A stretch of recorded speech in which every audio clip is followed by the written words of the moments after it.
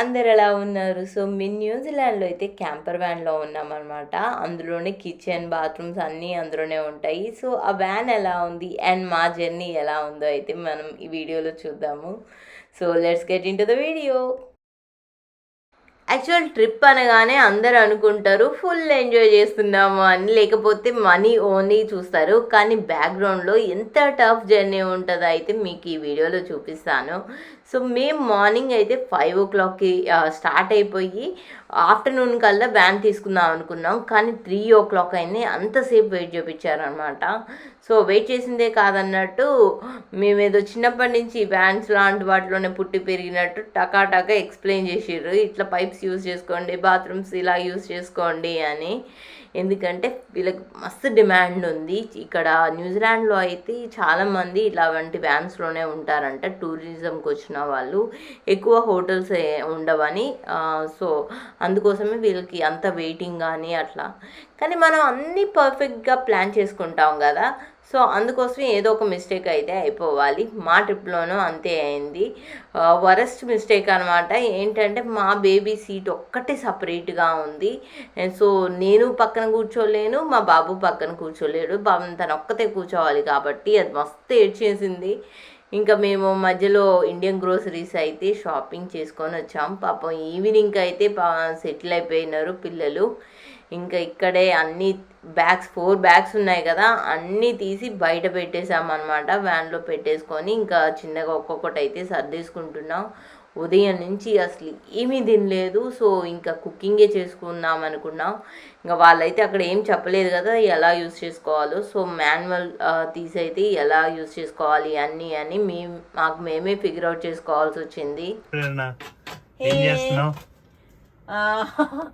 1 pot meal లాగా onion, టమాటా, అందులోనే ginger, పప్పు, రైస్ అన్ని కలిపి చేద్దాం అనుకుంటున్నా. ఇంత ముందు ఎప్పుడు ట్రై చేయలేదు. మా మీద ప్రయోగం అయితే స్పెషల్ ట్రై అయింది. హాఫ్ వండిద్దాం, ఇంకోటి హాఫ్ మన ఫ్రిడ్జ్ లో పెట్టేసుకుందాం. ఎంత ఉందండి ఫ్రిడ్జ్? ఓ బానే ఉంది. చాలా పెద్దగా ఉంది. ఓకే, ఫ్రిడ్జ్ పెద్దగా ఉంది కదా కిచెన్ కంటే కూడా. కిచెన్ అంతా కూడా ఐ థింక్ స్టోర్ చేసుకోవచ్చు, లేకపోతే అనుకుంటా మొత్తం. ఇంకా టమాటాస్ కూడా కట్ చేసే అంత ఓపిక లేక ఇది పేస్ట్ అయితే తీసుకొచ్చిన. చూద్దాం ఎట్లా వస్తుందో ఏందో.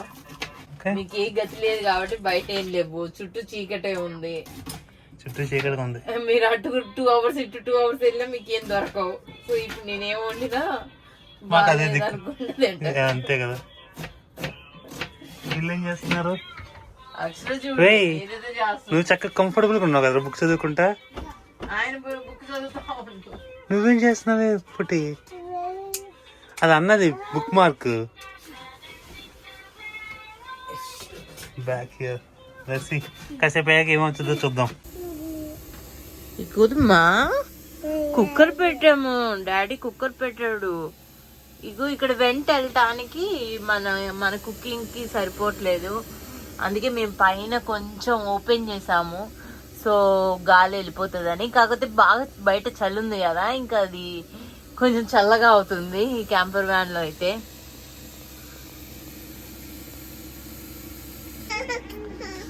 ఫస్ట్ డే పప్పు పెట్టారు. అయ్యో అక్షర తల్లి ఏడుస్తుంది.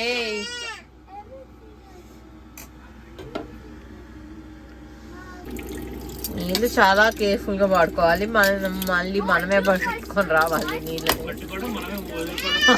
వేస్ట్ వాటర్ ని మనమే వదలాలి, మళ్ళీ మనమే పట్టుకొచ్చుకోవాలి అంత వాటర్ ని. ఇంకా మనం అన్ని కుక్ చేసుకున్నాక ఈ బెడ్ అయితే పైకి అతుక్కొని ఉంటుంది అనమాట. సో దాని కింద కానీ వాడు పడుకున్నాడు. సో అది ఎట్లా ఆపరేట్ అవుతుంది అనేది అయితే నేను మళ్ళీ మీకు చూపిస్తాను ఇప్పుడు.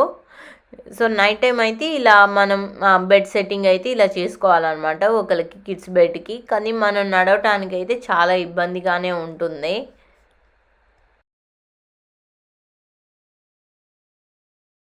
అక్షర్ కన్నా గుడ్ మార్నింగ్. నైట్ బజ్జున్నావా?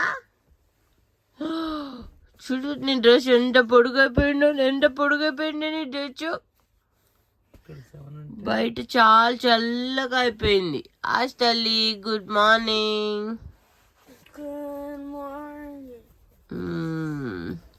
బయటికి వెళ్ళి చూస్తావు ఎట్లుందో.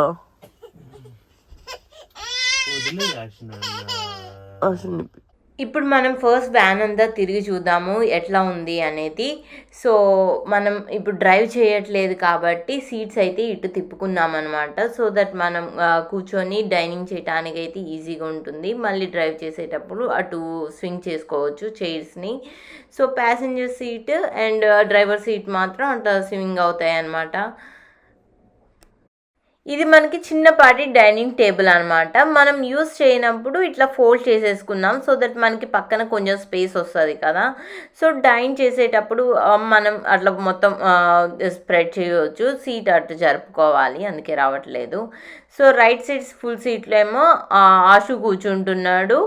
ఇంకా లెఫ్ట్ సైడ్కి వచ్చేసరికి ఇటు సైడ్ ఏమో అక్షర సీట్ అనమాట. కానీ మెయిన్ ప్రాబ్లం అయితే చెప్పాను కదా, అది అక్షర ఒక్కతే కూర్చోవాలన్నమాట. సో పక్కన నేను కూర్చోటానికి లేదు. అండ్ ఇక్కడ ఏంటంటే మ్యాండేటరీగా కార్ సీట్లో కూర్చోబెట్టుకోవాలి. అండ్ అది కాక వేరే చోట పెడదామన్నా మనకి స్పేస్ అయితే లేదు, ఎందుకంటే ఆశు పక్కన ఒక్కటే సీట్ బెల్ట్ ఉంది.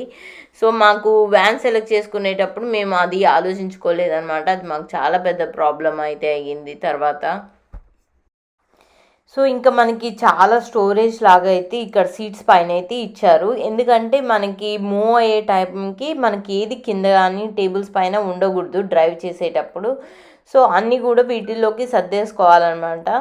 ఇంకా ఆశు బట్టలు అవి ఇంకా చాలా జాకెట్స్ ఉన్నాయి, ఎందుకంటే కూల్ టెంపరేచర్ ఉంది. సో జాకెట్స్ కూడా చాలా ఉన్నాయి. ఇంకా టవల్స్ కానీ అవన్నీ మేమే తీసుకొచ్చుకున్నాము ఇంటి దగ్గర నుంచి. సో అన్నీ కూడా ఇందులో ప్యాక్ చేసేసాను.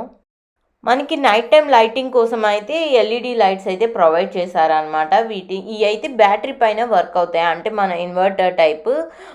మనం ఎవ్రీ 2 డేస్కి ఒకసారి అయితే వ్యాన్ని రీఛార్జ్ చేయాలి, పవర్ హౌస్ కనెక్ట్ చేయాలి. అది మళ్ళీ వేరే వీడియోలో చూద్దామండి ఎట్లా కనెక్ట్ చేసామో.